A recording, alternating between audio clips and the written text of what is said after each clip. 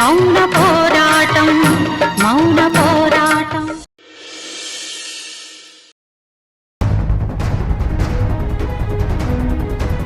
నక్షత్ర, ఏంటి పనులు? నువ్వెందుకు చేస్తున్నావు ఈ పని? మా వంట చేసుకుంటున్నాను, నీకేంటి బాధ? వద్దు, ఇక నుంచి నీ వంట నా వంట అనొద్దు. మనందరికీ కలిపి నేనే వంట చేస్తాను. ఆల్రెడీ అత్తయ్య మురారికి చెప్పింది కదా నీతో పనులేమీ చేయించమని. అంటే నేను నా భర్త నీ చేతి వంట తినాలా? నాకు ప్రెగ్నెన్సీ రాకముందు వరకు అందరూ నేను చేసిన వంటనే తిన్నారు కదా నక్షత్ర. అప్పుడేదో చేశామని మళ్ళీ అదే చేయలేం. నువ్విప్పుడు మామూలు మనిషివి కాదు, నీ కడుపులో ఇంకో ప్రాణాన్నే మోస్తున్నావు. ఇప్పుడు నీ ఒళ్ళు ఎక్కువ శ్రమ తట్టుకోలేదు. ఏ చిన్న తేడా జరిగినా నీ కడుపులో ఉన్న బిడ్డకి ప్రాబ్లం అవుతుంది నక్షత్ర. ఆ బిడ్డ బలం పుంజుకునేంత వరకు నువ్వు జాగ్రత్తగా ఉండాలి నక్షత్ర. ప్లీజ్ నా మాట విను. నువ్వే పని చేయొద్దు, నేనే వంట చేస్తాను. నీకేం తినాలనుందో చెప్పు, అదే చేస్తాను. ఆ చేసిన దాంట్లో ఏది కలపమని గ్యారెంటీ ఏంటి? నక్షత్ర, నేను బాబుని అలా చేస్తానని ఎలా అనగలుగుతున్నావు? ఏమో, నీకు పాప చచ్చి పుట్టింది కాబట్టి నాక్కూడా పిల్లలు ఉండకూడదని నువ్వు లోపల కోపం పెట్టుకుని పైకి మంచితనం నటిస్తున్నావేమో. తప్పు నక్షత్ర, నా మీద ఇంత నింద వేయడం కరెక్ట్ కాదు. పిల్లలు లేకపోతే కలిగే బాధ ఎంత దారుణంగా ఉంటుందో నేను అనుభవించాను. ఆ బాధ ఇంకెవ్వరికీ రాకూడదని నేను దేవుడికి దండం పెట్టుకుంటాను. అలాంటిది నిన్ను బాధ పెట్టాలని ఎలా అనుకుంటాను నక్షత్ర? నన్ను బాధ పెట్టకూడదని చెప్పేస్తే నమ్మేసే అంత ఈడియట్ని కాదు. అంత బలంగా నా చెంప పగలగొట్టావు, అది మర్చిపోతాననుకున్నావా? ఇప్పుడు ప్రేమ చూపించేస్తే నమ్మేస్తాననుకున్నావా? అప్పుడు నేను కొట్టింది నువ్వు తప్పుగా మాట్లాడావనే గాని కారణం లేకుండా కాదు. అవన్నీ నాకనవసరం. నా వంట నేనే చేసుకుంటాను, ఇది ఫిక్స్. నక్షత్ర ప్లీజ్, నేను నిన్ను బతిమలాడుకుంటున్నాను. నీకిప్పుడు అర్థం కాదు. తర్వాత ఏదన్నా జరగరాంది జరిగితే ఇంట్లో అందరం నరకం అనుభవిస్తాం. అందరికంటే ఎక్కువగా నువ్వు బాధపడాల్సి వస్తుంది. అందుకే ఇక ఈ ఇంట్లో 2 కుంపట్లొద్దు. ఇదిగో, నక్షత్ర పని చేయకూడదంటే నేను చేస్తాను వంట. ఎస్, మా వంట మాదే, మీ వంట మీదే. మావయ్య, దయచేసి మీరు నక్షత్రకి వంత పాడొద్దు. అబ్బో మామయ్య, ఏంటిది పిలుపులో ఇంత గౌరవం పొంగిపోతుంది? ఎన్ని రోజులు ఏమైపోయింది గౌరవం? నాకెప్పుడు పెద్దవాళ్ల మీద గౌరవమే ఉంటుంది. కానీ ఎన్నిసార్లు ఇచ్చినా ఆ గౌరవాన్ని నిలబెట్టుకోకుండా నేలభారంగా ప్రవర్తిస్తూ ఉంటే ఎవరు మాత్రం ఏం చేస్తారు? నక్షత్ర, ఈయన మాటలు నువ్వు వినొద్దు. ప్లీజ్, నువ్వే పని చేయొద్దు. నువ్వు నా చెల్లెల్లాంటి దానివి. నేను నీకు ఏం కావాలన్నా చేసి పెడతాను. నిన్ను బాగా చూసుకుంటాను. అక్కర్లేదు, మేమేమీ నీ చేతి వంట తినం. నీ మీద మాకు నమ్మకం లేదు. ఖచ్చితంగా నీలో ఉన్న దుర్మార్గం ఏదో ఒక రోజున మా నక్షత్రం మీద చూపిస్తావు. నిన్ను నమ్మడానికి లేదు. రఘురామ్, ఏంటి పదిన్నేదో అంటున్నావు? ఏం లేదు, తనేదో వంటలో ప్రయోగం చేస్తానంటే మేము వద్దంటున్నాం అంతే. నీకు అసలు బుద్ధి లేదు. నేనంతా విన్నాను.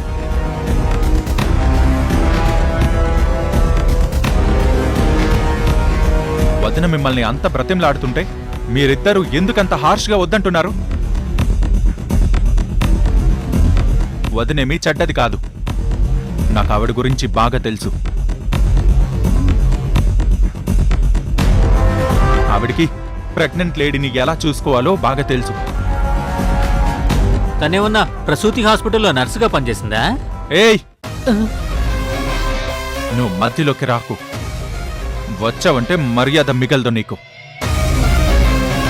ఏంటి మురారి, మీ వదినికి నువ్వు బాగా సపోర్ట్ చేస్తున్నావు?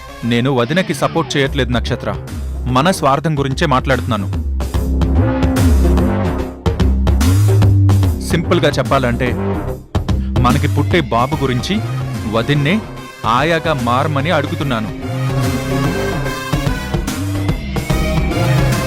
వదిన ఆనందంగా ఒప్పుకుంది. అది కాదు మురారి. నువ్వేం మాట్లాడుకు నక్షత్ర. వదినకి నిన్ను ఎలా చూసుకోవాలో బాగా తెలుసు. తెలియకపోతే అమ్మ చెప్తుంది. నీ పని నీకేం కావాలో వాళ్ళకి చెప్పి చేయించుకోవడమే. ఇంకా నువ్వు ఈ వంటగది వైపు రావడానికి వీల్లేదు. ఇవన్నీ ప్రెగ్నెన్సీ అయిపోయాకే. అర్థమైంది కదా? వదినా, నక్షత్రాన్ని జాగ్రత్తగా చూసుకో. అలాగే మురారి. నక్షత్ర నా చెల్లెలు, నువ్వు వెళ్ళు. సరే.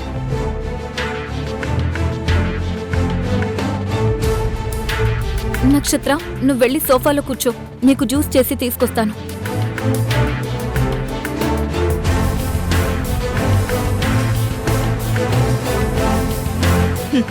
నా మొగుడు ఎప్పుడు ఎలా ఉంటాడో ఎలా మారుతాడో తెలీదు. నా కర్మ. ఇది కర్మ అనుకోవడానికి లేదు నక్షత్ర. ఇది మన మంచికే అనుకో. అవంతినిక నుంచి పరుగులు తేయించు. నీ జులుం చలాయించు. కరెక్ట్ గా చెప్పావు మావయ్య. ఇక చూపిస్తాను దానికి నేనంటే ఏంటో. పద పద పద.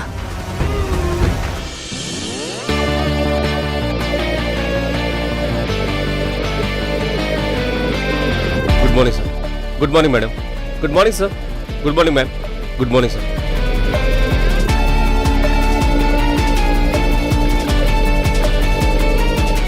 Welcome sir. Good morning sir. Good morning Welcome, sir. sir. రండి Welcome, సార్. sir.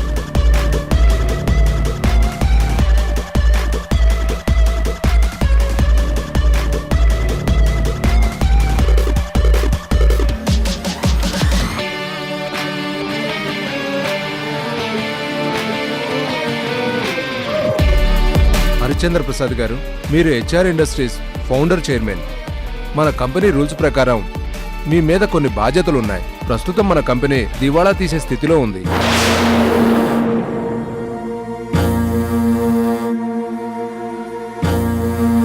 అదే నాకు అర్థం కావటం లేదు. మీరంతా మాతో కలిసి ఈ కంపెనీని గొప్పగా నిలబెట్టారు. మరి ఉన్నట్టుండి దివాళా తీయాల్సిన పరిస్థితి ఎందుకు వచ్చింది? అదే మహేంద్ర గారు మీకు ఆల్రెడీ చెప్పే ఉంటారు. మీ అబ్బాయి కళ్యాణ్ రాముడు గారు కంపెనీ కొత్త చైర్మన్ గా రాబోతున్నారని ఫౌండర్ చైర్మన్ గా మీరు ప్రతిపాదించారు.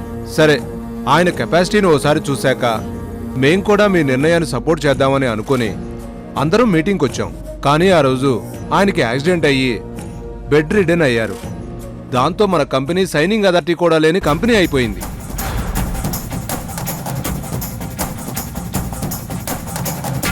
అంతే కదా సార్. దిక్సూచి లేని నావా గమ్యం చేరలేదు. కెప్టెన్ లేని టీము గెలవలేదు. అలాగే నిర్ణయాలు తీసుకునే స్థాయిలో ఉండాల్సిన చైర్మన్ లేకపోతే కంపెనీ దివాలా తీస్తుంది. కంపెనీ మీద జనానికి నమ్మకం పోతుంది సార్. అందుకే బోర్డు మెంబర్స్ అందరం కలిసి ఈ కంపెనీ నుంచి మా షేర్స్ విత్డ్రా చేసుకొని తప్పుకోవాలని నిర్ణయించుకున్నాం. మై డియర్ మెంబర్స్, మీ అందరికీ చేతులు జోడించి కోరుతున్నాను. దయచేసి మీ నిర్ణయాన్ని ఒక్క 2 నెలలు వాయిదా వేసుకోండి. 2 నెలలు ఎందుకండి? ఒక్క నెలలో నా కొడుకు మళ్ళీ మామూలు మనిషి అయి లేచి తిరుగుతాడని డాక్టర్లు చెప్పారు.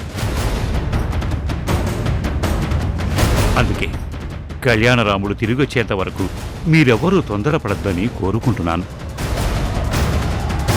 అంతవరకు సైనింగ్ అథారిటీ విశాలాక్షికిస్తాను.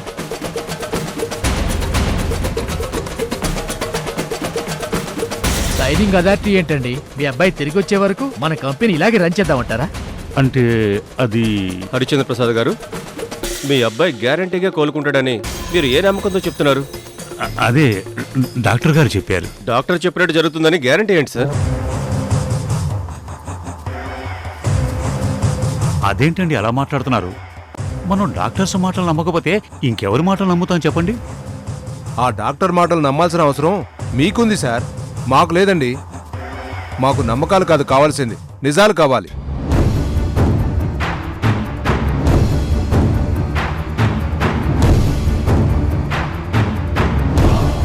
మీ అబ్బాయి 2 నెలల్లో వస్తాడనేది నమ్మకం. మన కంపెనీ దివాలా తీయబోతుందనేది నిజం. ప్లీజ్ మీరందరూ కలిసి అలా మాట్లాడితే నేనేం చేయగలను చెప్పండి?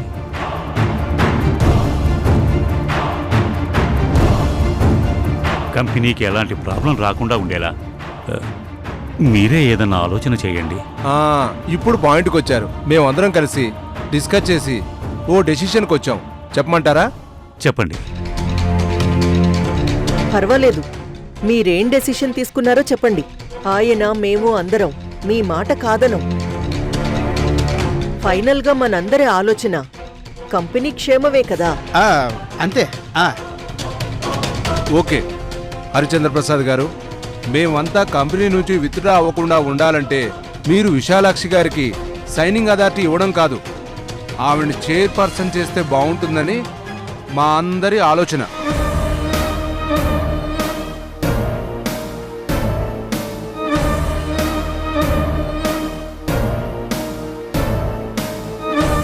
అదేంటండి, విశాలాక్షిని చైర్పర్సన్ ఎలా చేస్తాను? తనేమి కళ్యాణరాముడికి తోడబుట్టిన చెల్లెలు కాదు కదా.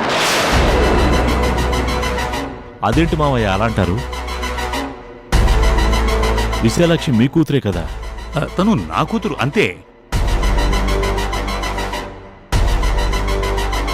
ఈ ఆస్తికి తను వారసురాలు కాదే. మీ కూతురు మీ ఆస్తులకి బిజినెస్లకి వారసురాలు కాకుండా ఎలా పోతుంది సార్? ఆ ఆస్తి నా మొదటి భార్య రాజేశ్వరీదేవిది. తను తన ఆస్తిని అంతటినీ తన కొడుకు కళ్యాణరాముడికే రాసింది. వాడు చచ్చిపోతే మొత్తం ఆస్తి ట్రస్టుకు వెళ్ళిపోతుందని రాసింది.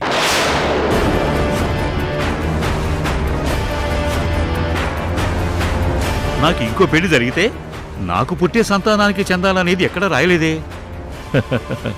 మావయ్య గారు, ఈ ఆస్తి మీ మొదటి భార్యది కాదు, మీ భార్య వాళ్ళ అమ్మగారికి ఆవిడ భర్త ద్వారా సంక్రమించిన ఆస్తి.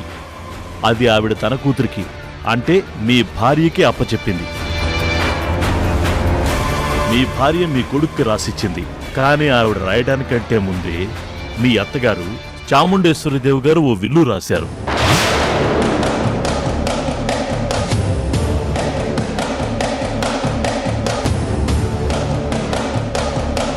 Villa? Yes, mother document of all these properties. దాని ప్రకారం ఈ ఆస్తులు బిజినెస్లు అన్నీ మీకు పుట్టే మగ సంతానానికి చెందాలని, అతను చేతగాని వాడైతే అతని భార్యకి ఈ హక్కు వస్తుందని, ఆమె కూడా అసమర్థురాలైతే అదంతా మీకు పుట్టే ఆడ సంతానానికి చెందుతుందని రాసుంది. మా అత్తగారు చాముండేశ్వరీదేవి గారు వీలునామా రాశారని నాకు తెలుసు. కానీ అది ఎక్కడుందో ఎవరికీ తెలియదే. అందుకే నా భార్య తన కొడుక్కి ఆస్తులన్నీ రాసిచ్చింది. నేను మీకప్పట్లో ఆ అగ్రిమెంట్ చేశాను. అయినా అప్పుడిప్పుడో మా అత్తగారు రాసిన ఆ వీలునామా గురించి నీకెలా తెలుసు? ఎలా తెలిసిందంటే, ఆ విల్లు అనుకోకుండా ఈ మధ్యనే నా దగ్గరకు చేరింది.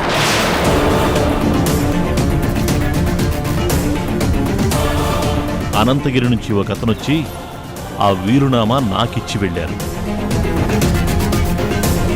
అది వాళ్ళ నాన్నగారు మనకి చేర్చమని చెప్పారంట.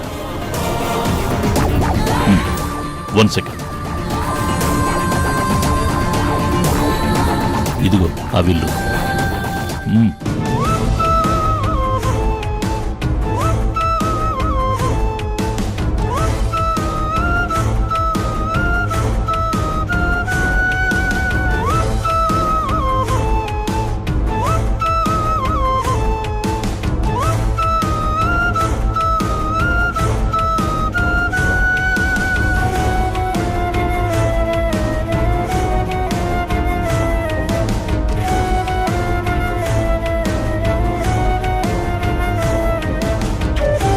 సార్, ఒకసారి అది ఇవ్వండి, నేను చూస్తాను.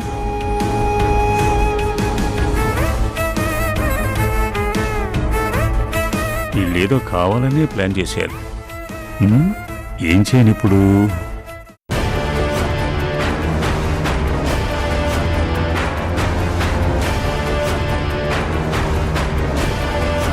అవును సార్, ఇది చాముండేశ్వరి దేవి గారి పేరు మీదే రాసిన వీలునామా.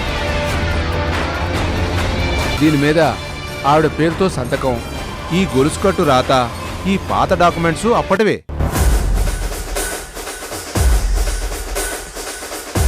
ఇప్పుడు ఈ నోటరీలు దొరకవు. సార్ హరిచంద్ర ప్రసాద్ గారు, దీని ప్రకారం మహేంద్ర గారు చెప్పింది కరెక్టే. మీరిప్పుడు మీ ప్రాపర్టీసు బిజినెస్లు మొత్తం విశాలాక్షి గారికి అప్పచెప్పాలి. అలా అని మీరు ఒక డాక్యుమెంట్ రాసి సైన్ చేయాలి. నా దగ్గర అలాంటి డాక్యుమెంట్స్ ఎప్పుడూ ఉంటాయి కదా, దాని మీద మీ పేరు రాసి ప్రిపేర్ చేస్తాను. ఇప్పుడే మీరు సంతకాలు పెట్టేయండి. అప్పుడు విశాలాక్షి గారు చైర్పర్సన్ అవుతారు. మొత్తం మన కంపెనీ ప్రాబ్లమ్స్ అన్నీ తీరిపోతాయి.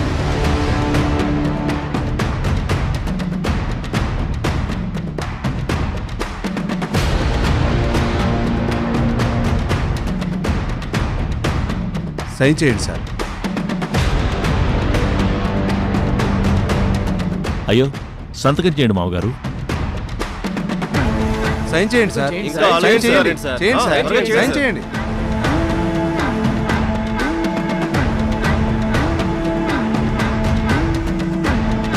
మీ కూతురికే కదా సార్ అంతా అప్పచెప్తున్నారు, సైన్ చేయండి సార్. అంతా మంచి జరుగుతుంది మావయ్య గారు, సంతకం చేయండి. No, I won't sign.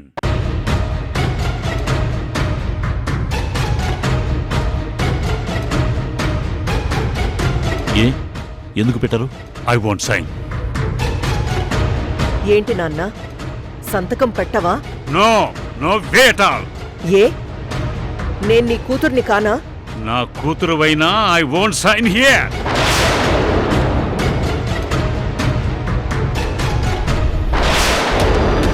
అంటే దీనికి నీ కొడుకు మాత్రమే హక్కుదారవ్వాలా, నేను కాకూడదా? I won't sign at all. నేను సంతకం పెట్టను అంటే పెట్టను.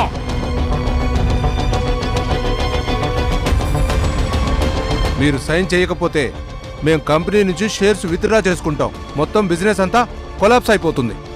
ఏం జరిగినా సరే I won't sign on this document.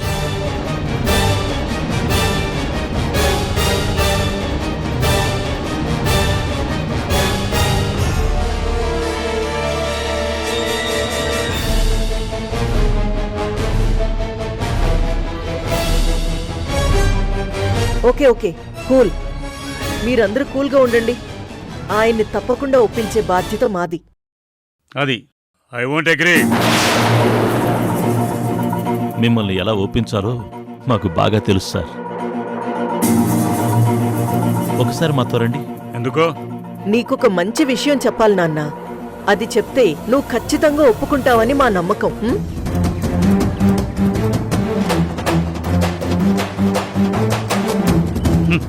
మీరెంత మంచి మాటలు చెప్పినా నో, ఐ వోంట్ అగ్రీ.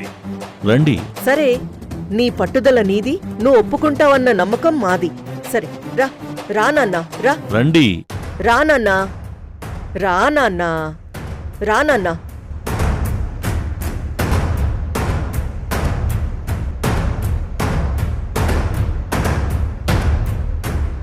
పద. రండి సార్, రండి రండి రండి రండి సార్.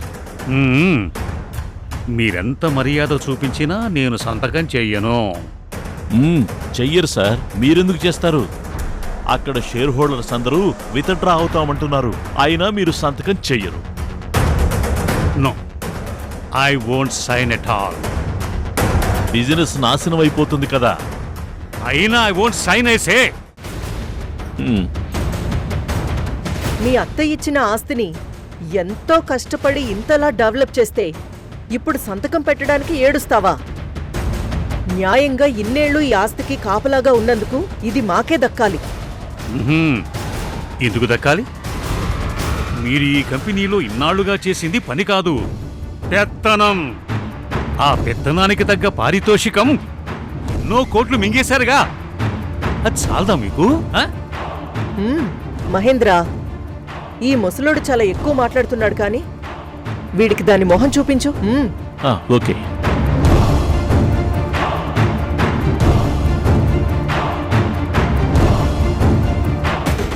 చూపిస్తాను.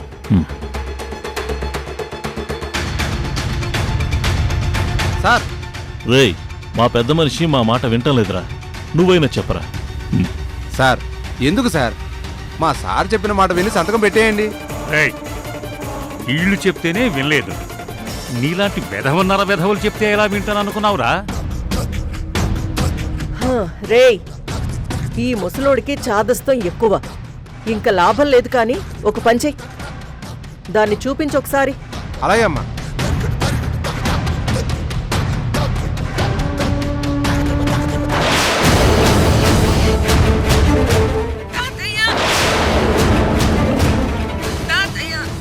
అమ్మ అమ్మ సౌందర్య, వీళ్ళెవరు నన్ను ఎత్తుకొచ్చారు తాతయ్య. తొందరగా వచ్చి నన్ను తీసుకెళ్ళి తాతయ్య. విడిపిస్తాడు. వీడు సంతకం పెడితేనే వాడు నిన్ను వదులుతాడు, లేదంటే వాడిష్టం, నిన్ను ఏమైనా చేసుకుంటాడు. నాకు చూపు లేదని ఎవరు చెప్పారు? ఏంటి? నాకు చూపు లేదని ఎవరు చెప్పారు? ఏయ్, ఎవరు చెప్పడమేంటి? నాకు తెలీదా? నీకు చిన్నప్పటి నుంచి కళ్ళు కనిపించవని? నాకు చూపు వచ్చింది.